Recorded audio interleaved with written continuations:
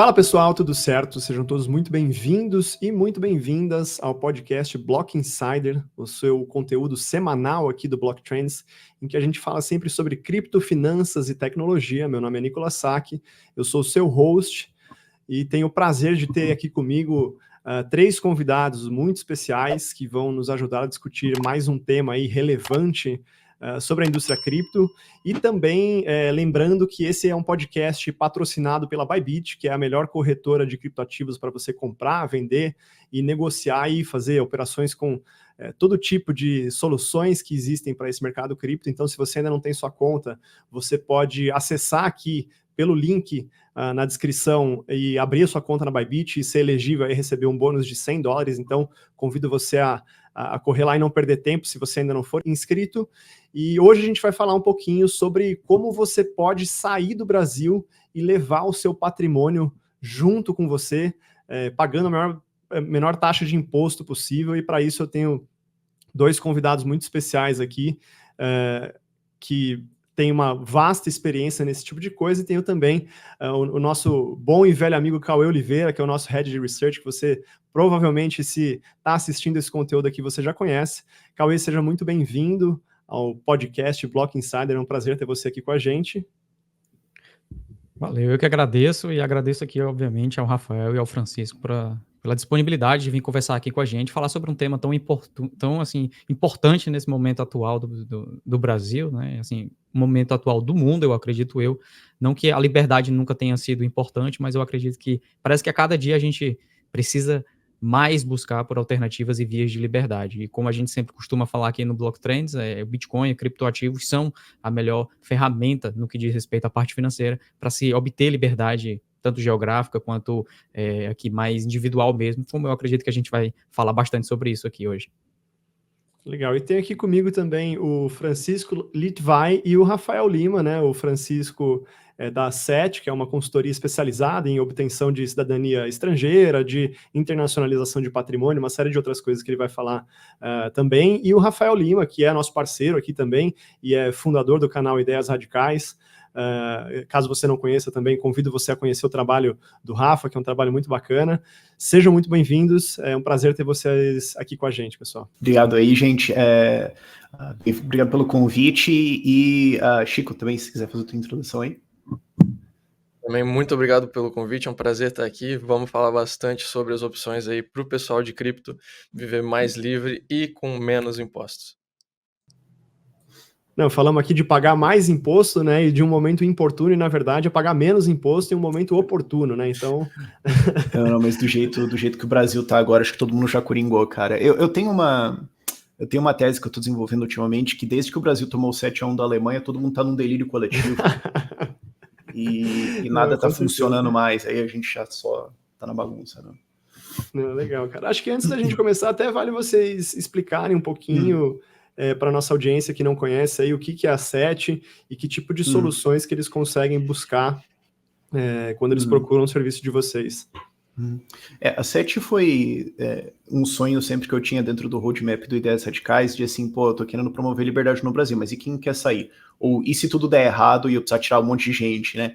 Ou e as pessoas querem ir para um país agora, né? A gente precisava completar essa estrutura toda, e aí o Francisco, né, ele chegou para mim, nem lembro, acho que em 2020, temos os contatos e tudo mais, você tem o público, vamos personalizar, beleza.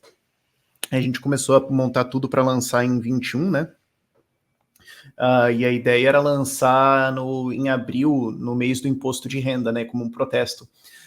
Aí o STF foi lá e soltou o Lula, eu liguei pro Chico e falei, cara, nós vamos soltar a empresa hoje, cara. Vamos soltar antes, né?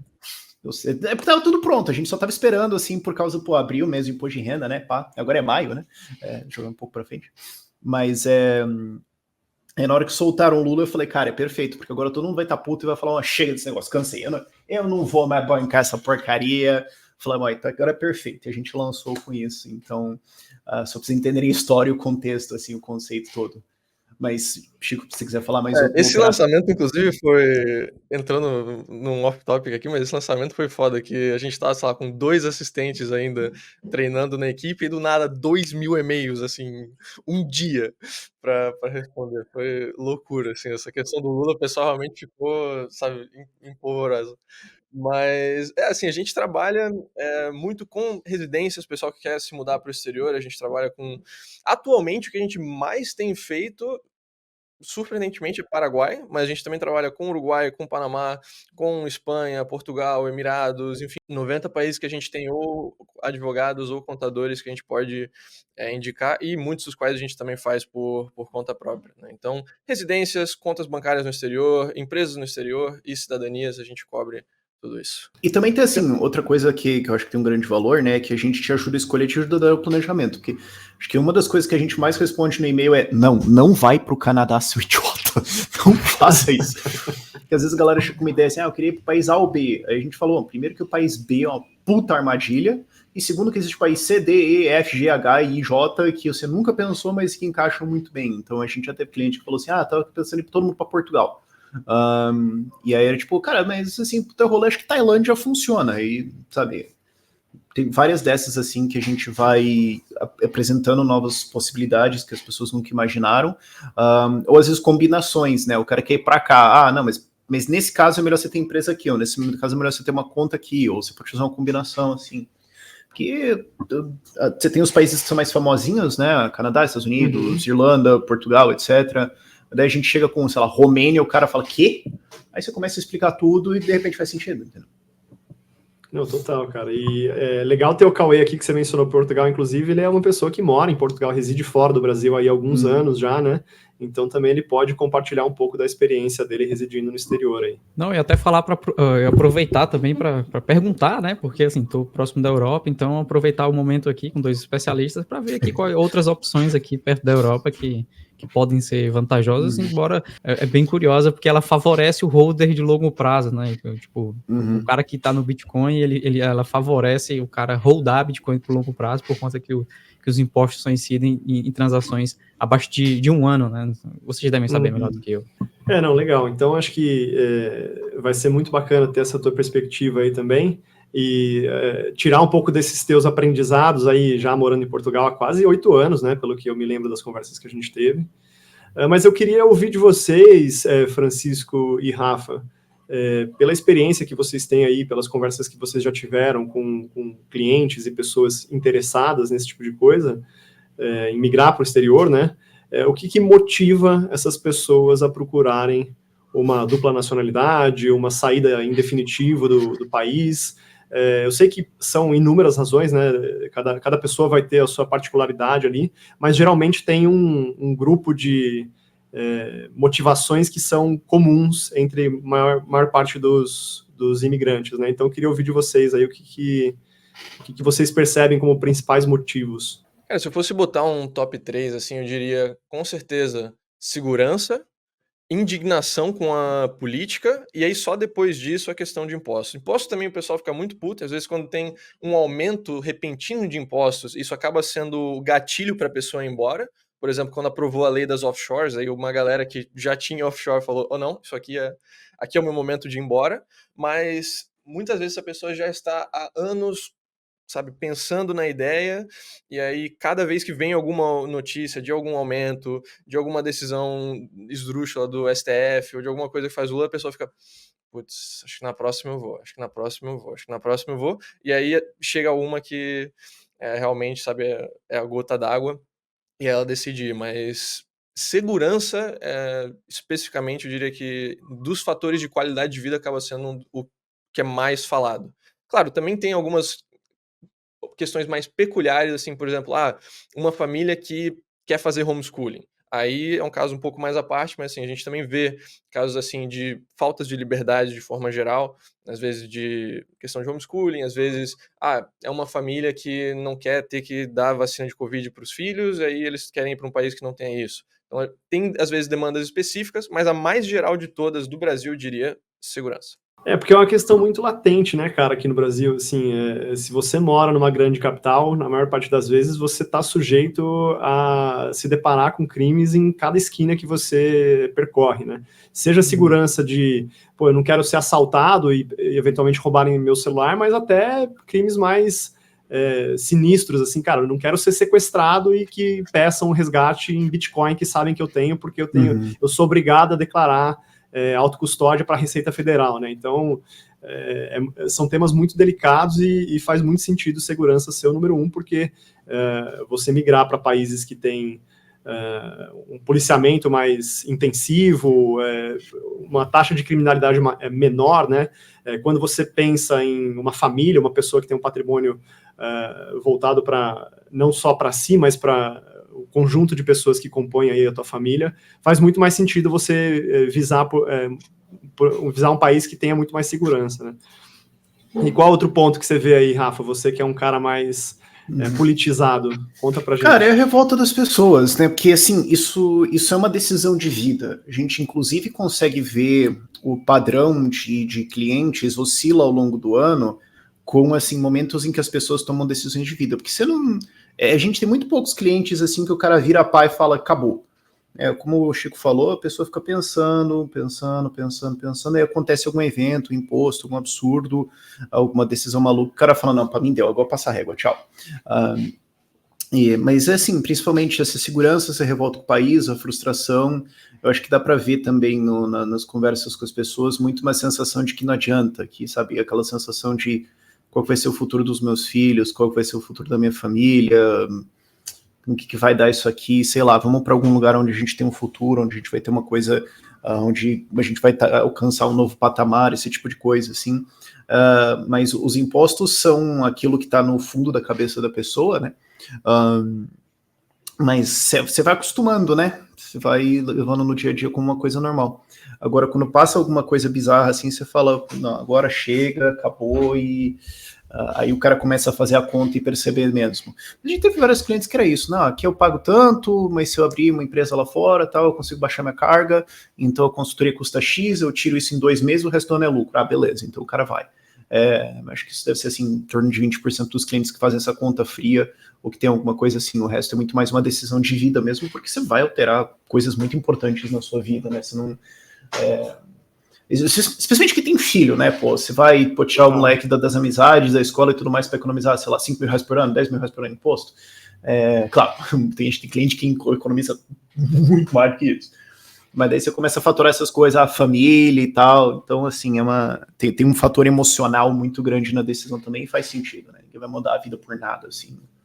Total. E com relação à paridade do poder de compra e perda de poder de compra da moeda, alguém já chegou falando para vocês, cara, eu quero sair do Brasil porque eu acho o real uma porcaria, essa moeda só perde de valor aí com o passar do tempo, ou não, assim, o cara consegue ter outras alternativas de fugir disso, tendo uma conta offshore, ou eventualmente comprando Bitcoin, comprando stablecoin, como que é isso aí para vocês? Exato, assim, a pessoa que tá com medo do real desvalorizar, ou medo não, né, com uma expectativa realista do real desvalorizar, ela já pode começar a se proteger atualmente dentro do Brasil, botando o dinheiro em investimentos fora do Brasil e protegendo esses investimentos com uma entidade offshore. Então ela não precisa necessariamente fugir do Brasil se ela quer fugir do real, né? Dá para fugir do real sem fugir do Brasil.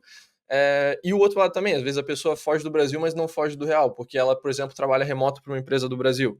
Então ela consegue se mudar, ela presta serviço para clientes no Brasil, tem um negócio digital que vende para o Brasil, e vai morar fora, mas ainda na prática, sabe, os ganhos dela vêm do Estado brasileiro. Então são duas coisas completamente separadas, dá para fazer um sem fazer o outro, e dá para tentar buscar os dois ao mesmo tempo. A gente tem uma clientela que, sabe, boa parte das vezes ganha remoto. Ou é uma pessoa que já tem seu patrimônio, já tem seus investimentos, consegue viver de renda, ou trabalha como programador, designer, consultor de alguma coisa. A gente tem pelo menos, assim, eu diria um terço, um quarto um quarto não, tipo, um terço a 40% dos nossos clientes já vive de renda remota.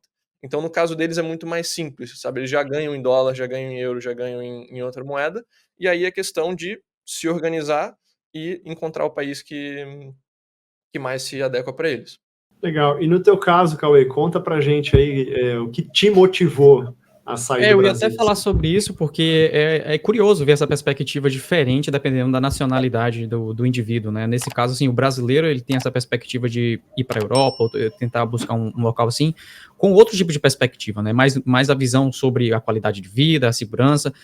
Em contrapartida, por exemplo, partindo do princípio aqui de Portugal, que é onde eu conheço mais, a maior parte dos brasileiros que eu conheço não migraram para lá por conta de uma melhoria na carga fiscal ou algo assim do gênero. Foi muito mais por melhoria da qualidade de vida e nível de segurança. Entretanto, eu conheço também ingleses que fizeram o mesmo movimento para Portugal e a visão deles é completamente oposto. Já nesse caso, eles não se importam tanto com a qualidade de vida e o nível de segurança, porque para eles já tinham esse tipo de qualidade de vida e segurança de onde eles vinham, mas a carga fiscal era mais favorável para eles, principalmente no que diz respeito a ter Bitcoin e criptoativos, né? E além disso, né, outro comentário que eu queria fazer em relação a isso é que não só tem essa possibilidade de você tirar o seu dinheiro do país, nesse caso, tirar o seu capital da moeda brasileira e migrar para outra moeda, mas também você tem a opção de tirar o país do seu dinheiro, né, que é no momento que você passa a adotar o padrão Bitcoin, né, que naquele momento em que você utiliza todo o seu capital para mover para Bitcoin, você já está, de certo modo, internacionalizando o seu capital, porque não existe nenhum ativo mais internacional do que o Bitcoin, uma vez que ele só precisa ter internet para que ele possa ser executado transações e a manutenção do seu capital. Fazer a sua autocustódia não depende de jurisdições nem de governos, propriamente dito. Ele só precisa da internet. E como a internet é o protocolo mais internacional que existe hoje, nós conseguimos mover informações quase que na velocidade da luz, a mesma coisa também acontece quando você tira o país do seu dinheiro e adota o padrão Bitcoin, né? Muito legal esse ponto, principalmente porque a gente está falando aqui sobre cripto, falando sobre dupla cidadania e potencial de migrar de país, né?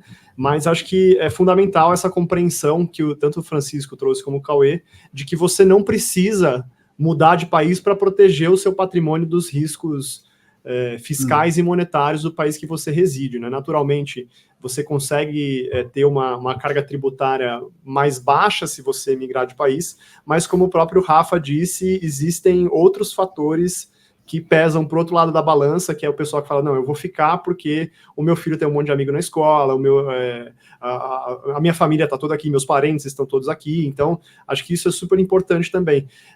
Mas tirando essa dificuldade de lado, Rafa e Francisco, eu queria entender de vocês qual que é o grau de dificuldade para quem quer migrar, né, em termos burocráticos, em termos de saída de patrimônio, saída em definitivo do país, né? Existe um trabalho burocrático de conversa com a Receita Federal, quando você vai sair em definitivo, de conversa com a burocracia do país de destino também, que você pode entrar com visto, com cidadania, existem vários mecanismos que você pode utilizar. Queria ouvir de vocês aí qual que é a dificuldade, assim, pô, eu tô pensando já há 5 anos em sair do Brasil, mas eu ainda não tomei nenhuma decisão, porque eu acho que é um movimento que vai me custar muito trabalho, muito tempo, então eu acabo arrastando isso mais para frente e ano após ano eu não migro, né? Queria ouvir de vocês qual que é a carga de trabalho para quem decide sair do Brasil em definitivo. Bom, em relação a isso a gente tem que separar dos dois lados, né? Você mesmo já apontou a comunicação com a Receita, ou seja, a saída do Brasil, e a comunicação com o seu novo país de vida seria a migração de fato. Do lado do Brasil, ainda é surpreendentemente fácil deixar o Brasil, tá? Eu, inclusive, não creio que isso vai durar por muito tempo. O Brasil atualmente permite que você faça um processo de saída definitiva, que você deixe de ser residente fiscal, basicamente entregando 2 declarações, e você nem precisa comprovar, mostrar uma certidão fiscal que você já está pagando imposto em outros países, por exemplo. O que é muito diferente do que a gente vê na mesma Portugal, em Espanha, Canadá, que você precisa mostrar, olha, eu estou pagando impostos aqui para eles finalmente te libertarem, de deixarem ir embora. Até lá eles não deixam. O Brasil não, o Brasil você pode fazer declaração de saída definitiva enquanto você ainda está começando os trâmites de imigração para outro país. Então ainda é muito simples, tá? São basicamente 2 coisas, comunicação de saída definitiva, que é um formulário de 5 minutos que você preenche, basicamente informando o dia em que você saiu do Brasil com o intuito de morar definitivamente fora, E esse definitivamente não é tipo, para a vida inteira, não é ida sem volta. Não, vou morar pelo menos 1 ano no exterior, então essa seria a data que se informa. E tem a declaração de saída definitiva, que nada mais é do que uma declaração de imposto de renda, inclusive faz no próprio aplicativo do imposto de renda. Você só seleciona a opção declaração de saída definitiva do país, e aí você declara a renda do início do ano até a data que você informou como a sua data de saída. Então, digamos, hoje, dia da gravação, dia 10 de maio, eu saio do Brasil, faço a saída definitiva, eu declaro a renda que eu tive do dia 1 de janeiro até o dia 10 de maio, emite o guia, paga, feito. Esses 2 entregues, você deixa de ser residente fiscal no Brasil. E claro, vão ter alguns follow-ups, algumas coisas que você vai ter que fazer depois. Por exemplo, se registrar no consulado brasileiro do país que você vai se mudar para virar eleitor no exterior, vai ter que informar as contas bancárias, mas assim, do lado fiscal, para fazer a saída, é isso. Tá? Aí depois só tem que organizar as pendências de contas, empresas, enfim. Do lado do país de imigração, aí vai depender muito de para onde você vai. Né? Se você vai para os países do Mercosul, vai ser a opção mais fácil de todas, porque como cidadão brasileiro, você tem direito a se mudar para qualquer país do Mercosul só mostrando certidão de nascimento e certidão de antecedentes criminais. Não precisa de emprego, não precisa de renda, não precisa de investimento, não precisa de empresa, não precisa de qualificação profissional, nada. Tá? Então, o pessoal que está pensando em Uruguai, Chile, Argentina, Paraguai, enfim, todos esses é facílimo. E aí, fora disso, vai ter que ver as restrições de país para país. Países da Europa, por exemplo, geralmente vão ter aí um visto de nômade que você tem que comprovar uma renda remota, ou de profissional autônomo, se você é um profissional autônomo, ou de investidor, se você compra um imóvel, abre uma empresa, às vezes de empresário, de startup, você quer abrir uma empresa e empregar você mesmo, às vezes pode, aí vai depender muito de país para país.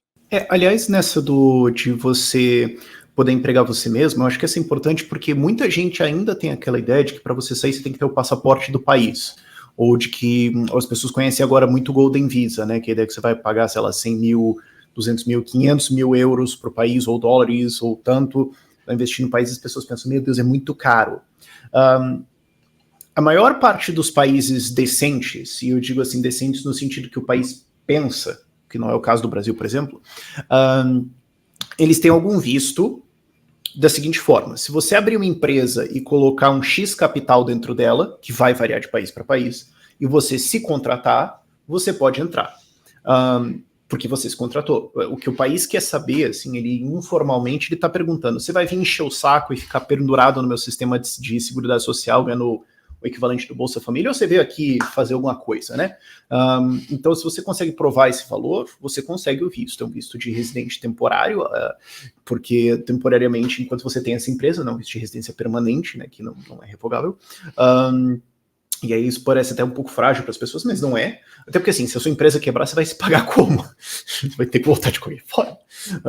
Mas a maior parte dos países tem esses vistos. A questão é que muda o valor, né? Países mais simples têm os valores muito baixos, tem países que se acham a última bolacha do pacote cobram muito, mas isso é uma opção muito viável aí, tem que ver quais são os valores de cada um, e é uma opção que a gente vive recomendando para as pessoas, até porque, assim, as pessoas pensam, eu tenho passaporte, eu posso ir.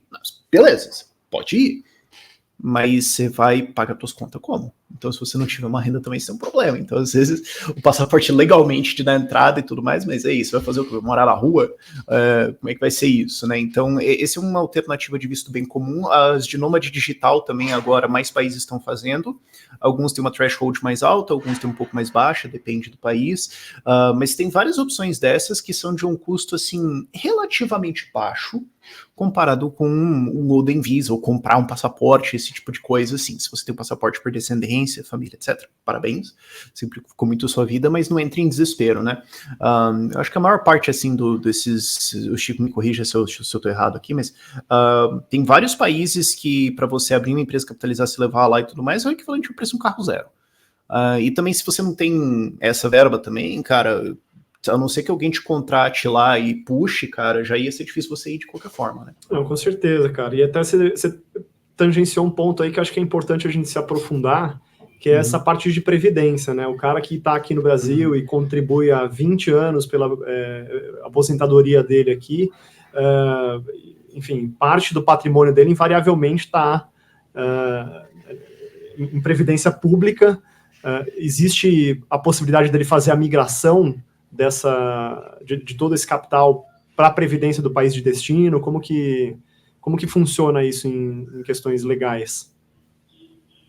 Cara, existem alguns países que têm acordo com o Brasil de totalização de seguridade social para meio que integralizar aí o que foi pago. Mas de forma geral, mesmo que você faz a saída, você pode continuar contribuindo voluntariamente, tá? Então aí a recomendação vai depender muito do estágio de vida da pessoa. Se é uma pessoa que está com, sei lá, 20 anos ou menos de 25 anos, eu diria, cara, esquece isso, esquece previdência pública no Brasil, você nem sabe se vai ter aí quando você for se aposentar, né? Foca em construir o teu patrimônio no seu novo país, se quiser contribuir para o sistema deles, se for um sistema mais sólido como o do Chile, por exemplo, legal, mas esquece isso. Já se a pessoa está, digamos, mais próxima da linha de chegada, tá, sei lá, nos 50 e poucos anos, enfim, pode fazer sentido a pessoa continuar contribuindo voluntariamente, mesmo não sendo mais residente do Brasil, tá? Não tem esse impedimento. Então, depende da situação de vida da pessoa e do país que ela fosse mudar. Deixa eu aproveitar aqui para fazer uma pergunta. Vocês tangenciaram essa parte de movimentação de capital, tanto da parte de previdência. Eu acredito, na minha opinião, aqui, para a galera que sabe que eu sou mais Bitcoin, a previdência melhor que possa existir é dentro de uma moeda completamente descentralizada, sem Estado, e com a capacidade de ser movimentada geograficamente pelo planeta. Eu acho que não tem previdência que consiga superar isso daí, principalmente quando a gente está falando numa moeda escassa. Então, aqui já deixo o meu lado Bitcoin, né, tomar conta para falar que, de fato, na minha opinião, uma das melhores previdências que poderia ser feito para alguém que quer internacionalizar ou que quer migrar para outro país é justamente utilizar o Bitcoin como ferramenta, né? Mas partindo do princípio que o indivíduo ainda não fez essa movimentação de capital, ainda não está completamente posicionado em Bitcoin ou criptoativos, como vocês enxergam assim os maiores desafios nesse momento de transferência de capital, né? E aqui eu estou falando já na movimentação de dinheiro para outros países. Quais são os obstáculos que essas pessoas que estão buscando a migração enfrentam e como superar esses obstáculos aí em termos de transferência de capital? Cara, eu acho que essa questão de movimentação de capital, um movimento que a gente viu muito nos últimos anos é o aumento de tudo quanto é regra e regulamentação relacionada tanto a KYC quanto AML, né? Então, se a pessoa quer fazer uma integralização de capital para o exterior, cada vez mais eles pedem cada vez mais documentos para você conseguir fazer esse tipo de coisa. Isso, assim, 10 anos atrás não era o caso, mas hoje em dia você quer abrir abrir uma offshore no Caribe, e aí você quer integralizar o capital lá no exterior. Eles vão pedir uma carta de um banco seu com o qual você tem um relacionamento já há 3 anos, falando que você é um bom cliente, que você não atrasa pagamento, enfim. Vão pedir uma carta de referência profissional de um contador ou de um advogado que trabalha contigo, também falando que você é uma pessoa idônea. Vão pedir comprovante de residência, né, uma conta de luz, uma conta de água. Vão pedir isso, aquilo. O banco depois também vai ter as perguntas dele, vai ter que preencher um monte de formulário.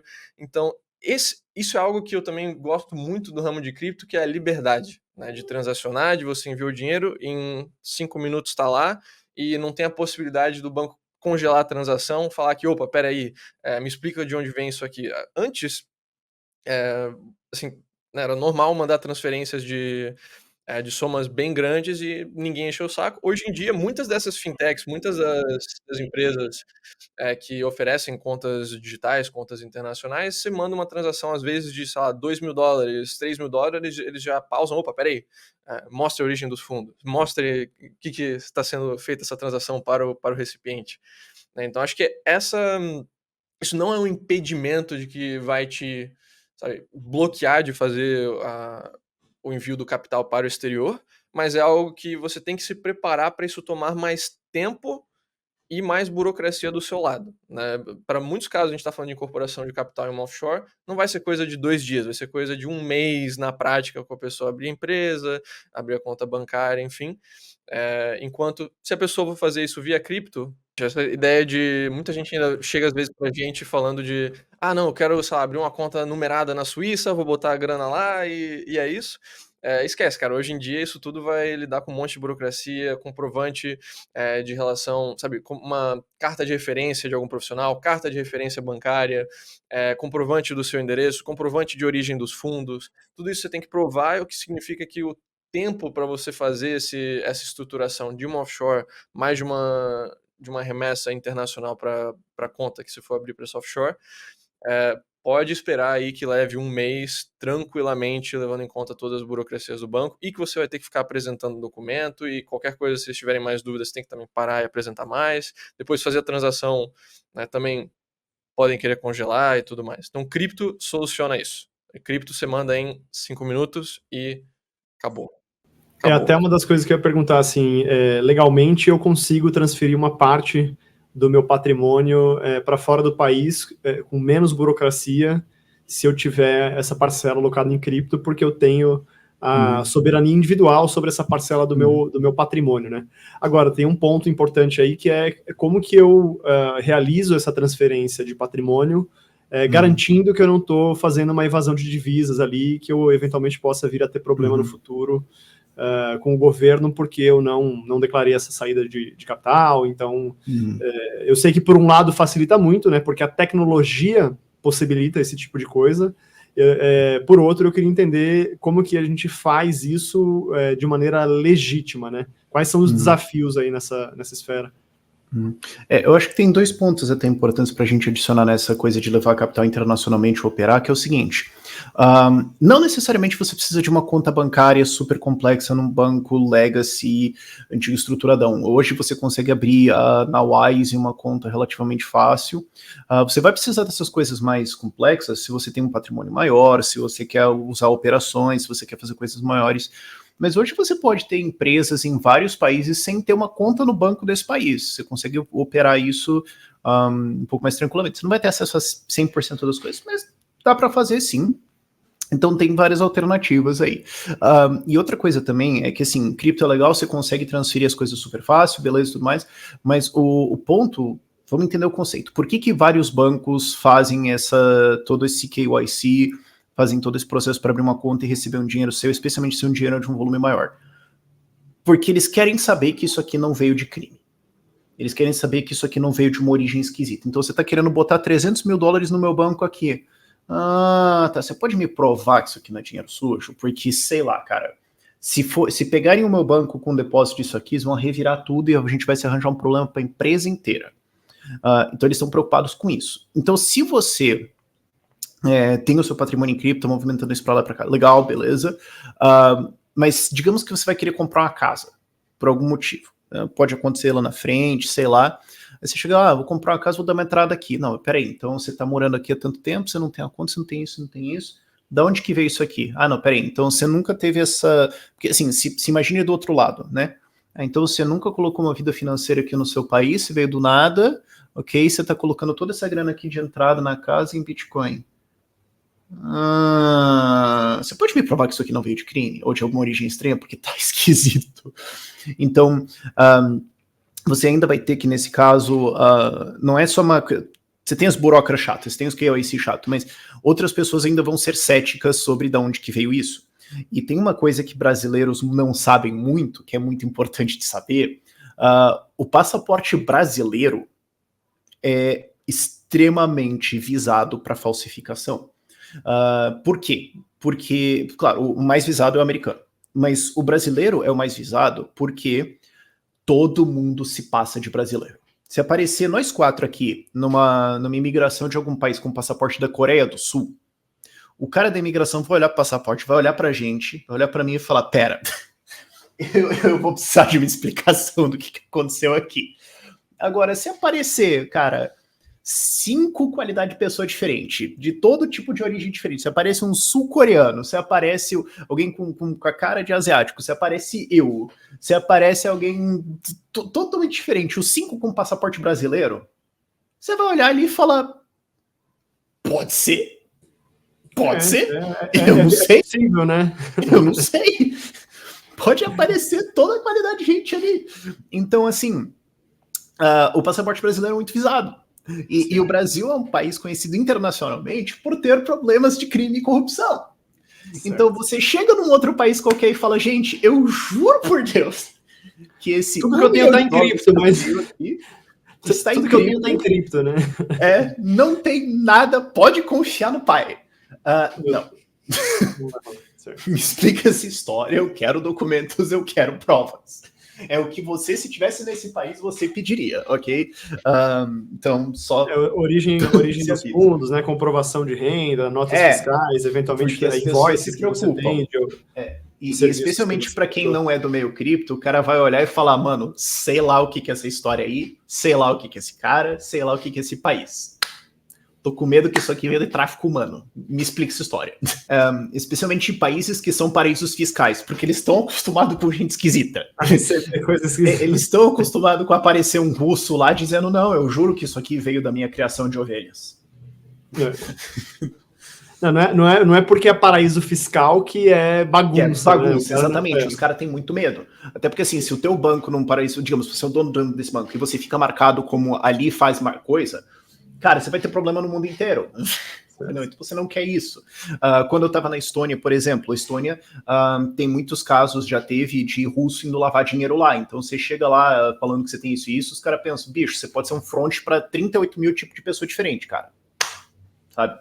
Outra história tem que estar bem contada, nós vamos ter um problema. Pensando do lado prático da coisa do Brasil, a gente tem que falar, se a pessoa vai integralizar esse capital no exterior em cripto, pode, tá? Não tem problema ela abrir uma offshore e colocar o capital lá como cripto, porém, do lado do Brasil, né, você tem que declarar operações de cripto, você tem que declarar também bens e ativos no imposto de renda. Se você for fazer uma integralização de capital, teria que reportar isso como uma integralização de capital no exterior. Se você for ter mais de 100 mil dólares em ativos localizados no exterior, tem que fazer também a declaração para o Banco Central de capitais brasileiros no exterior. Então, assim, tem uma série de declarações que tem que fazer, e se precisa de ajuda, inclusive, com declaração de cripto, eu recomendo a nossa amiga Vitória Galasso, que inclusive já esteve aqui no podcast. Salve para Vitória Galasso. E esse é um ponto que eu gostaria de puxar também, das vantagens de morar no exterior, porque eu já tive clientes assim que foram pegar residência no Paraguai ou no Panamá e tudo mais, e eles não acreditam que eles não precisam declarar nenhuma operação de cripto. Eles podem simplesmente transacionar o que eles quiserem, não tem que declarar nada. E onde eu declaro no imposto de renda? Você não declara. Você não tem uma declaração de ativos globais igual no Brasil. Você declara apenas a sua renda tributável. Toda a sua renda que não é tributável você não declara, e todos os seus ativos você também não declara. Você não precisa dizer para o governo o que você tem. Você somente, eu ganhei isso aqui que tem que pagar imposto, paga o imposto e deu. Sabe? Isso não é só questão de imposto, é questão de estresse, sabe? Questão de tempo de vida. Você tem que ficar indo atrás de declaração, vendo isso, vendo aquilo, tudo mais. E acaba também, né, muitas vezes você fica restrito de fazer movimentações no mercado que você crê que podem ser interessantes por conta dessa questão, né? Que, se eu faço uma transação agora, teria um ganho de capital. Aí teria que declarar, teria que pagar imposto e tudo mais, enquanto se você está num paraíso fiscal, você poderia transacionar quantas vezes você quisesse, ida e volta, e você não teria nenhuma consequência e nenhuma papelada para fazer por conta disso. Então, eu recomendei ao pessoal pensar muito mais, não só na questão de diminuir os impostos, mas de liberar o seu tempo, a sua energia produtiva, que é limitada, né, durante o dia, para se concentrar em coisas, para não se concentrar em declaração de operações exatas e nas coisas que você quer da sua vida, seus hobbies, sua família, seu trabalho, enfim. Eu tinha só uma questão aqui para levantar, porque vocês chegaram a citar essa parte de que em alguns determinados países existe algum nível de requisição de documentação e explicação, etc., sobre essa movimentação de capital em cripto, né? E aqui eu queria tocar num ponto que costuma ser um pouco mais complexo, que é justamente comprar o Bitcoin, comprar criptoativos com ou sem KYC. Existem alguns países que trazem uma facilidade maior para comprar criptoativos sem KYC. No Brasil é um pouco mais complexo, mas qual a visão de vocês nessa parte de quando está transferindo esse capital em cripto e já pensando nessa requisição de documentação e explicação que pode ter no país de destino, qual é a melhor situação aqui? Seria fazer uma declaração completa de todos os criptoativos no seu país de origem, ou seria buscar mesmo formas de estar adquirindo criptoativos sem KYC? Qual é a visão de vocês sobre isso? Depende muito de o que você vai querer fazer, né? Se você vai querer se você vai querer colocar esse capital dentro de uma empresa offshore e você quer que essa empresa tenha a possibilidade de fazer um on e off ramp mais institucional, digamos, que abre uma conta numa corretora, uma conta corporativa para essa empresa. Aí é legal você ter tudo declarado, você ter bem reportado todas as origens dos fundos para você poder apresentar a nível dessa corretora. Agora, se a empresa vai ter uma hard wallet, se você não vai ter que ficar transformando isso de cripto para fiat, de fiat para cripto o tempo todo, aí acaba sendo menos necessário, né? A gente está falando de muitos mercados de P2P que na prática não pedem nada, né? E aí, se você está transacionando com uma conta de empresa ou com uma conta pessoal, do lado do mercado não tem nenhuma diferença. Então depende muito de como que a pessoa vai querer se organizar. Eu recomendo a pessoa não fechar portas, né? Se no futuro ela fala, tipo, não, isso aqui vai ficar em cripto, não quero tirar de cripto, tá tudo certo para mim, ok, mas é legal ainda conseguir ter uma conta corporativa, digamos, numa exchange para sua empresa, para daí, por acaso, se em algum momento precisar, você tem a capacidade de tirar isso em dólar, em euro, nas moedas que as principais exchanges operacionam. Então, sim, recomendo pelo menos abrir uma conta corporativa numa exchange com a sua empresa e aí apresentar toda a documentação que seja necessária para isso. Lembrando que o processo vai ser um pouco mais árduo, né, de KYB, que eles chamam. O número de documentações solicitadas também vai ser maior, mas realmente dá um grau de liberdade um pouco maior para fazer esse tipo de movimentação, né? Agora, pessoal, a gente considera aí, saindo do Brasil, são virtualmente 194 países que o brasileiro pode ir, né? Naturalmente, uns muito mais difíceis de acessar, outros mais fáceis, mas levando em consideração aqui a nossa comunidade, a nossa audiência, que majoritariamente são entusiastas de cripto, né? Quais são os melhores países para emigrar, né? Para quem quer sair do Brasil e quer ter um país que tenha vantagens tributárias, que tenha segurança, que ele possa ficar tranquilo que ninguém vai invadir a casa dele, sequestrá-lo e pedir resgate em Bitcoin, esse tipo de coisa, né? Quais são os melhores destinos para brasileiros que são entusiastas desse mercado? Tá, aqui a gente pode categorizar numa série de opções diferentes, porque também, a nível de cripto, a gente tem que pensar no que a gente vai ter de melhora. Se vai ser isenção de ganhos de capitais, ou se vai ser também sobre tipos de renda relacionadas a cripto, tipo staking, DeFi, mineração, etc., que acaba sendo, a nível tributário, uma categoria diferente. Para a pessoa que está pensando a nível de ganhos de capitais, ou seja, venda do ativo, ganhar uma grana em cima, a gente tem algumas categorias de países diferentes.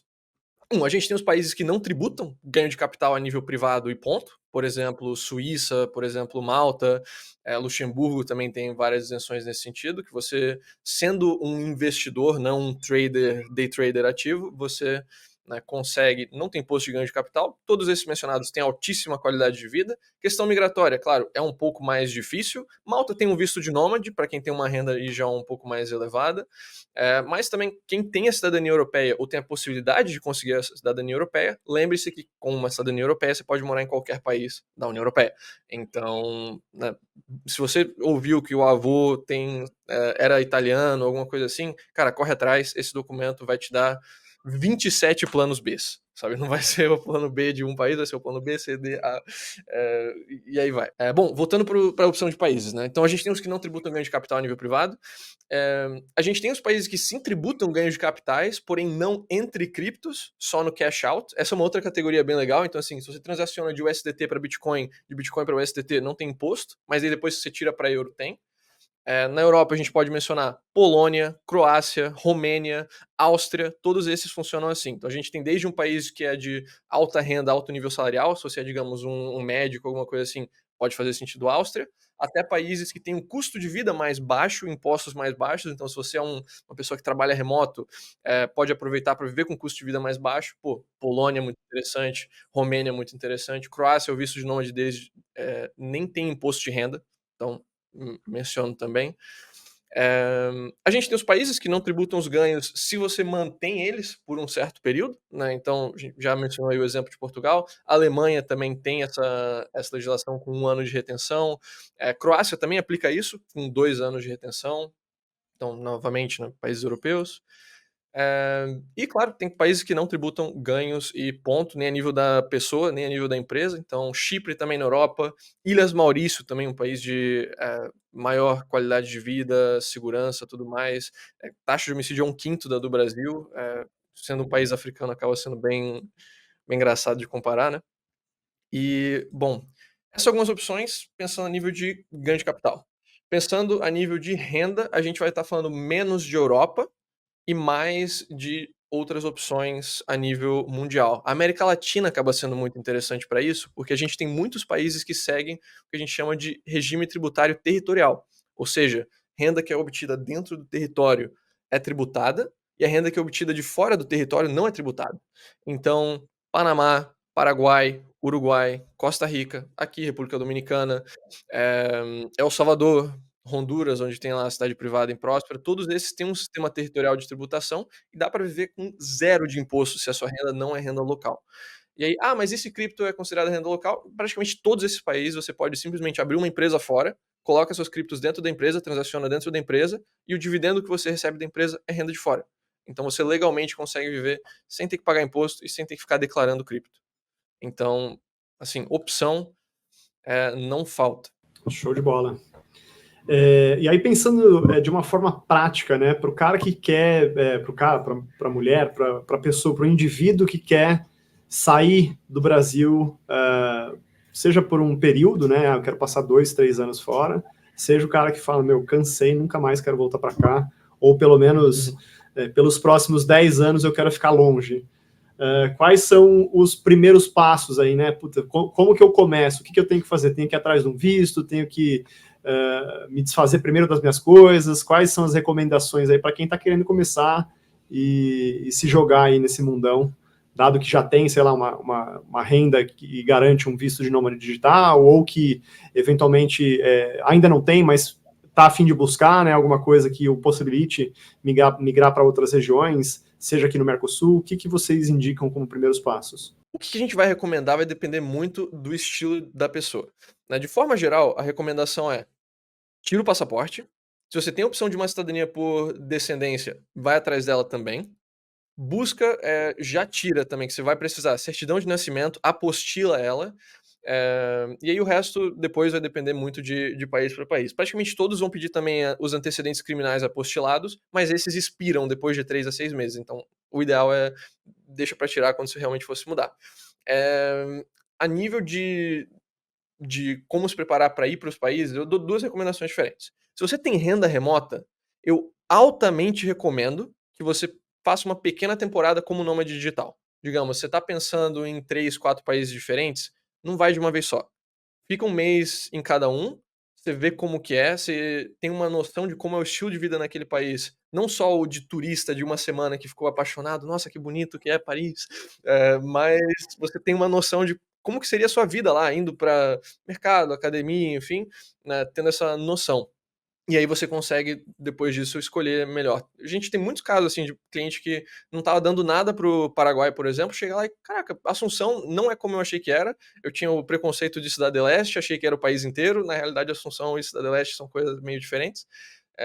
E o contrário, às vezes, né? O cara gostava muito de um país, vai e não é o que ele imaginava.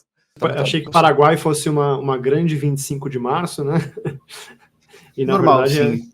A fronteira é isso. Assunção não é isso. E tem algumas outras cidades interessantes ali, menores. Encarnação inclusive, também, existem vantagens tributárias muito grandes para quem decide pegar a cidadania paraguaia, né?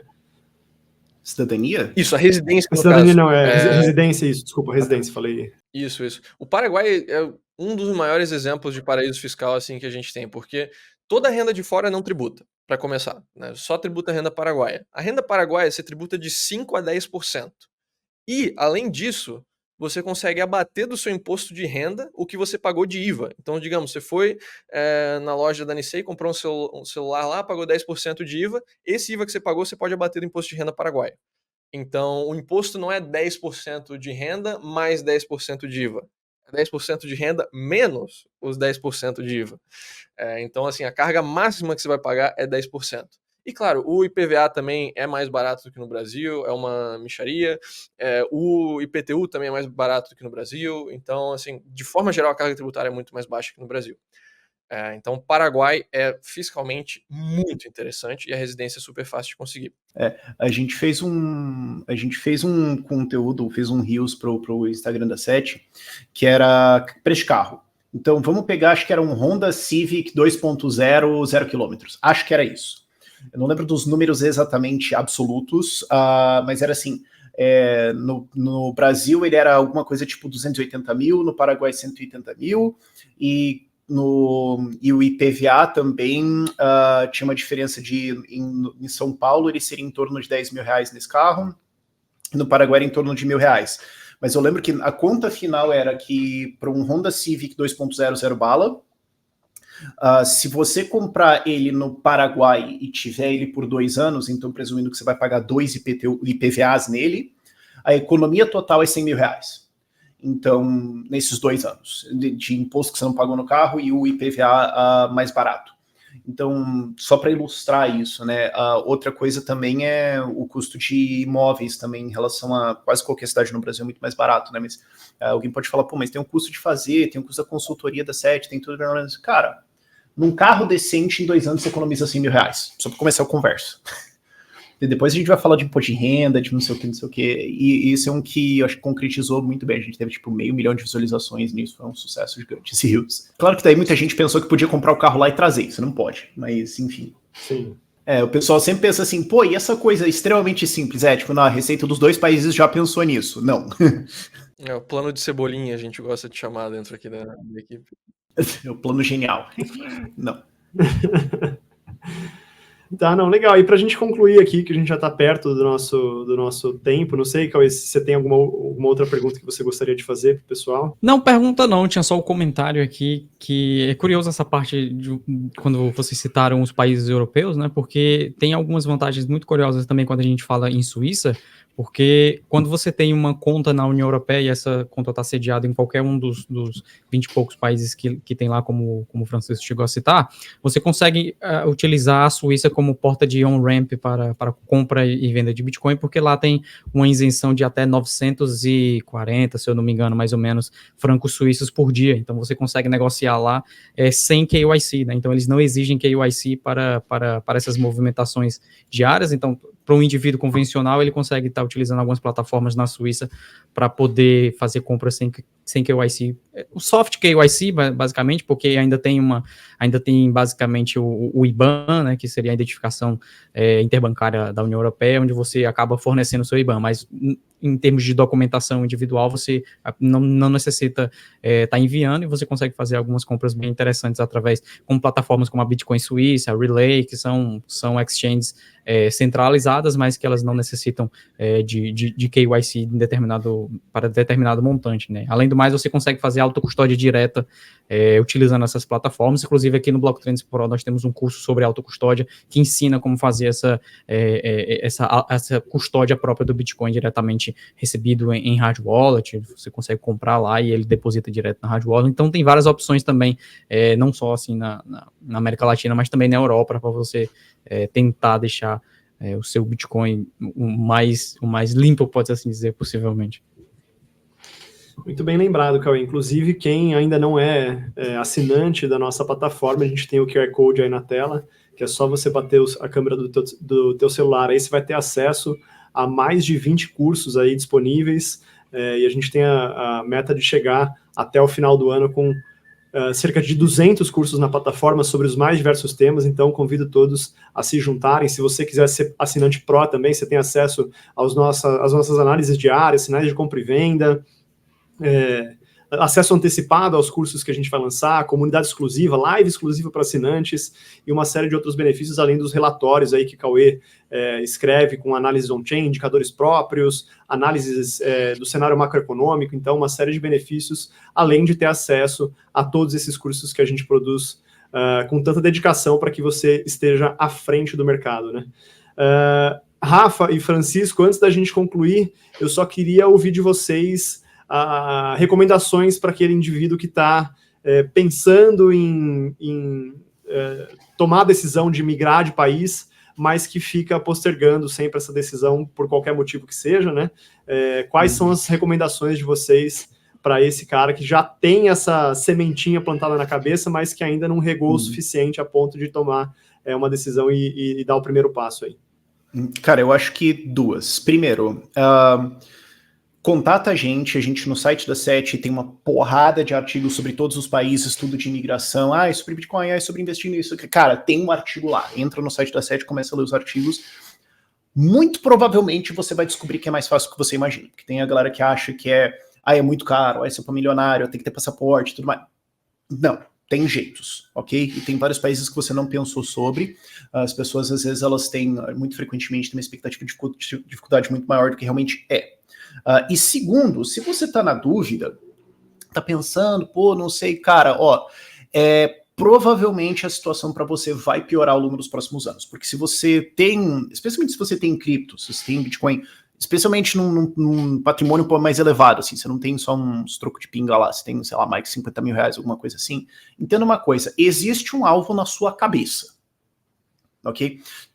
Se você tem patrimônio, se você tem renda grande e tudo mais, nesse governo existe um alvo na sua cabeça e mesmo em próximos governos e tudo mais, as finanças do Brasil não estão boas e elas vão piorar. E o governo vai olhar para você como uma forma de resolver isso. Então, tá vindo imposto nos pobres agora, que é acabar com isenção de até $50, volta do IPVAT, etc, etc, etc. Mas também teve agora taxação de offshores, a galera tá olhando agora para cripto, então a Receita todo ano, não, agora tem que declarar qual delas, agora tem que declarar qual é a custódia, agora tem que declarar não sei o quê. Daqui a pouco eles vão falar assim, não, mas vai ter um imposto de não sei o quê. Só vão subir isso. Então, se você já tá olhando assim e pensando, cara, eu tô ficando puto, olha, talvez seja melhor você já começar a calcular de sair agora, porque quando vier mais uma coisa e outra coisa, vai ser mais difícil ainda. E, aliás, terceira coisa, olha para sair agora enquanto as pessoas não estão desesperadas saindo correndo. Quando a gente lançou a empresa, que foi quando o STF soltou o Lula, foi 2 mil e-mails. Nos 2, 3, 4 meses antes das eleições em 2022, o pessoal tava, não sei, vamos ver depois, tudo mais. O Lula foi eleito, a nossa inbox travou, a nossa equipe surtou. A gente ficou uma semana para responder os e-mails de domingo e segunda-feira da eleição. Porque, de repente, todo mundo saiu correndo pela mesma porta. A fila de espera para você tirar a residência uruguaia, a gente estava fazendo bastante essa na época, era algumas semanas antes, depois da eleição do Lula, virou alguns meses. Então, quando o governo vai lá e toma uma decisão estúpida, sobe imposto, alguma coisa, de repente todo mundo quer sair. Então, se você está nesse ponto também, você vai ter que esperar mais. Então, assim, em resumo, quem se desespera primeiro, se desespera melhor. Não espere acontecer alguma grande coisa, porque senão vai ficar mais caro, vai ficar mais demorado e provavelmente você vai ter que pagar coisas lá quando acontecer. Então já vai dando uma olhada agora. Legal, o Chico quer complementar? O Chico tá rindo porque ele sabe que é isso, cara. Não, e é muito bem pontuado pelo Rafa, eu gostaria de fazer 2 colocações aqui. Número 1, você já pode começar a organizar isso agora, mesmo que você queira sair para depois, sabe? Muitos países, por exemplo, o Paraguai, o Uruguai, o Chile, uma vez que você tem a residência permanente do país, ou mesmo a residência temporária, você só precisa vir lá uma vez por ano para manter ela ativa, uma vez a cada 2 anos, uma vez a cada 3 anos em alguns casos. Então, você pode muito bem já agora iniciar os trâmites de residência para algum desses países, pegar a carteira de identidade local, a carteira de motorista, a residência, tudo, e aí se você quiser se mudar para lá, você já chega com tudo pronto, já tem conta bancária, já está tudo organizado, você já tem a sua vida ali, sabe? Não tem que ficar todos aqueles trâmites. E o outro ponto que eu gostaria de mencionar é que assim, você não precisa abandonar ou ficar muito longe da sua família para fazer uma mudança para fora do Brasil. Tá? A gente vê que assim, o pessoal muitas vezes já está meio programado para pensar em Canadá, Austrália, Ocidente Europeu, tudo mais, que são viagens longas, são viagens caras. Né? A gente está falando aí de muitas vezes mais de $500, até $1.000 para fazer uma viagem para ver a família, mais de um dia inteiro de viagem. Eu apelaria para as pessoas começarem a considerar mais as opções dentro da própria América Latina ou então na Ibéria, né, Portugal e Espanha, que são voos mais rápidos, voos mais baratos, e esses países, com praticamente assim, todos os que a gente recomenda, são muito mais seguros que o Brasil. Tá? Você pega qualquer país aqui vizinho nosso, Argentina, Uruguai, Paraguai ou Chile, todos eles têm uma taxa de homicídios menor que Santa Catarina. Alguns deles têm um salário mais alto, impostos menores, como no Chile, como no Uruguai, ou você tem um custo de vida muito mais baixo, como a Argentina e Paraguai, que podem fazer sentido para quem já tem renda remota. Né? Então tem opção tanto para quem vai ser um médico, vai trabalhar no país e quer ter um salário bom, quanto para quem tem renda remota e só quer minimizar o custo de vida. Um voo de Assunção para São Paulo, cara, sai por R$700. 2 horas de voo. Se você tem família, digamos, se você mora em São Paulo e fosse se mudar para o Nordeste, é mais longo fazer essa viagem do que para o Paraguai, sabe? Para quem tem, especialmente família no Sul, sabe? Paraná, Rio Grande do Sul, Santa Catarina, cara, tá do lado, sabe? Então, seria o mesmo que você se mudar para um outro estado brasileiro. Então, acho que, sabe, às vezes a pessoa pensa, pô, eu vou mudar para fora, eu só vou ver a família uma vez por ano, talvez a cada 2 anos, alguma coisa assim. De fato, se você for para uma Austrália da vida, se for para uma Nova Zelândia, provavelmente vai ser isso mesmo. Mas se for para algum país mais próximo, que tem voo direto, Panamá, enfim, cara, não tem porquê. Dá para manter o contato. Show. Eu vou pedir, antes da gente encerrar aqui, para você, Cauê, dar um relato aí da tua experiência e como tem sido para você que já vai completar quase uma década aí morando fora, do que você tem a dizer para esse cara que está querendo sair do Brasil. Bom, na minha visão, eu acho que ele está demorando para sair. Eu gosto bastante do nível de vida que eu consegui obter em Portugal e as vantagens não só sociais, mas também em termos de capital. Então, eu só poderia dizer que busque indivíduos aí como o Rafael, o Francisco, a empresa deles, para auxiliar nesse processo. E também, se você estiver buscando também uma forma de retirar o país do seu dinheiro, como a gente chegou a comentar aqui no início, você vai sempre ter aqui o Block Trends para explicar todo o processo de investimentos, de alocação de longo prazo e como estruturar uma carteira mais robusta para você aí estar com uma capacidade suficiente para se deslocar geograficamente para outros lugares, porque eu acho que, como diz uma velha frase, né, é mais fácil mover o macaco de uma árvore do que mover a árvore. Então, nesse sentido, eu acho que quem tem essa visão, quem tem essa perspectiva de buscar um local geograficamente melhor, socialmente melhor, vá, porque a gente tem sempre a oportunidade de melhorar o nosso nível de vida para nós e para a nossa família também. Show de bola. Então, pessoal, eu queria agradecer vocês aí, Francisco, Cauê e Rafael, pela participação. É um prazer ter tido vocês aqui com a gente discutindo esses temas. Você que nos assiste de casa, considere se inscrever no canal, caso ainda não for inscrito. Deixa o like se você achou que esse é um assunto relevante para você. Não esquece de compartilhar esse vídeo com quem você conhece que pode se beneficiar, aquele teu amigo, aquela tua amiga que está querendo migrar e ainda não deu o primeiro passo. A gente tem aqui uma conversa bem rica sobre esse tema, falando sobre dupla cidadania, vistos no estrangeiro e também como que você pode movimentar os seus criptoativos de forma legal, seu patrimônio de forma legal, se apoiando na infraestrutura que os criptoativos oferecem, e como você pode ser bem recebido no país de destino, mesmo movimentando uma quantia razoável de recursos com cripto e outras ferramentas, tá? Mais uma vez, não se esqueça que esse é um podcast patrocinado pela Bybit, a melhor plataforma para você comprar e vender os seus criptoativos.